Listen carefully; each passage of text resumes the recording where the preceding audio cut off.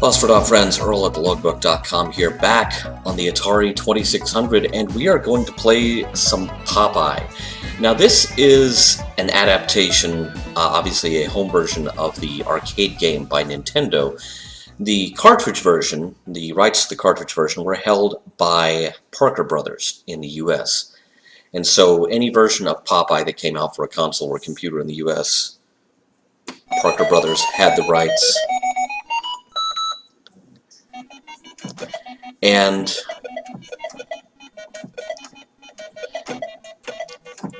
I'll just come right out and say it, the Popeye arcade game was not my favorite arcade game ever to take a quarter out of my pocket.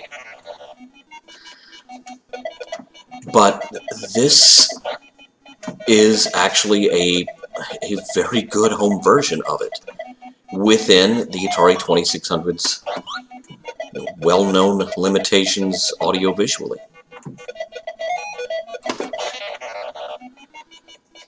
And definitely within my limitations as a player, which are legion.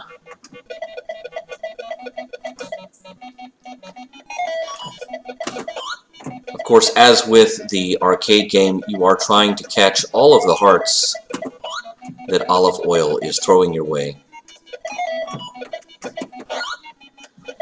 You are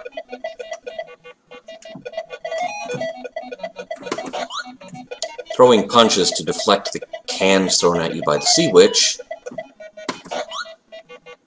or by Bluto there. Oh, that was so close. Let's get some spinach and get this show on the road. Whoa! He glitched out of existence!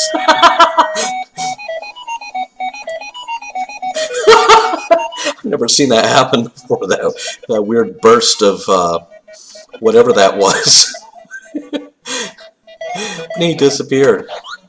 It's like, okay, I ate spinach, and I punched him, and he turned into Missing No. That's the end of the game. That's not bad, because I haven't played this in forever. And so for me to have played it that well, not bad at all. The funny thing is, I had this cartridge as a kid, and I am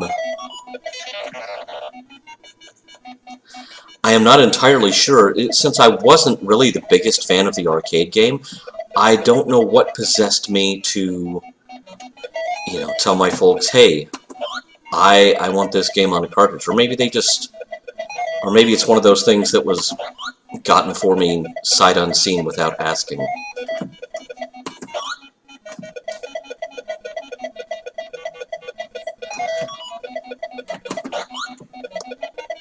If you know anything about the arcade game, or this version of it, I'm actually playing a pretty conservative game of it, instead of going all over the map and trying to kick butt.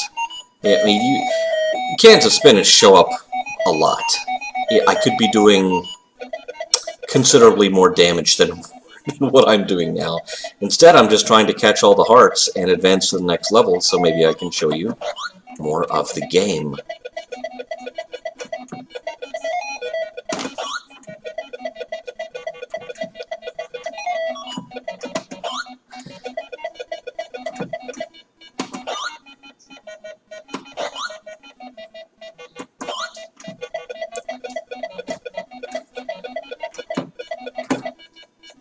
You have to stop Olive Oyl's hearts from ever falling into the water for whatever reason. Which one of them is now in dire danger of doing so.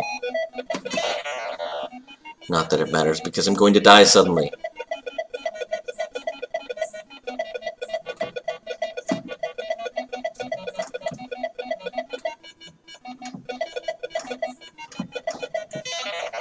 Well, that worked well. Didn't play quite as well that second time as I did the first. Let's keep it going.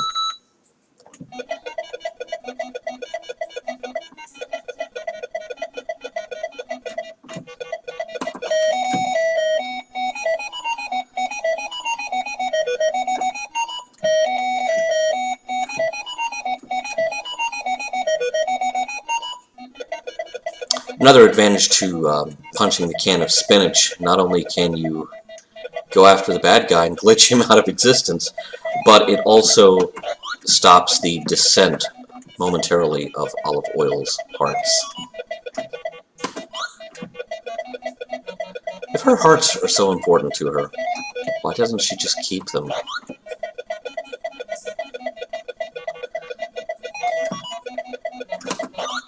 One of those gameplay logic things that you really, if you start questioning it, the whole thing falls apart. You know, why am I sitting here playing this? But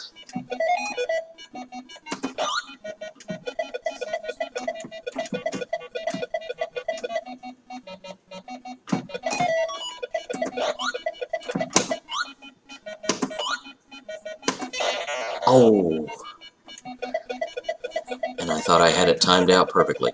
You can see up there the house at the upper left keeps a tally of all of Olive Oyl's hearts that you've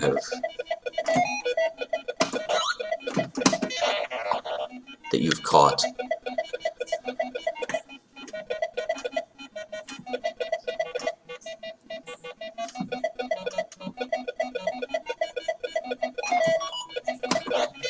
Oh, too early. Too early. I'm on my last Popeye.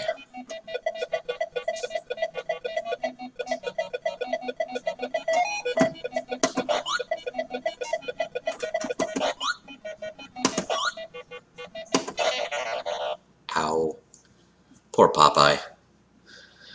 Obviously not doing well with my help.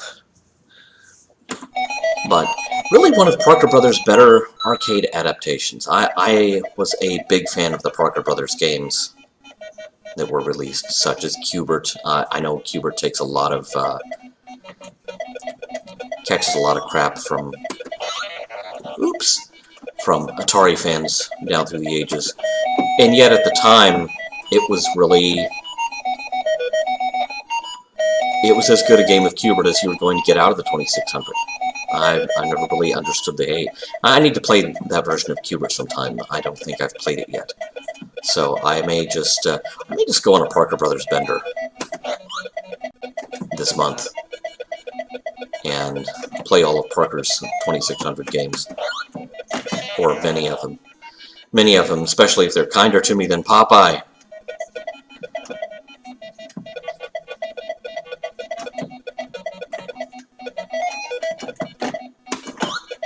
Oh, man, I am just consistently in the wrong place at the wrong time.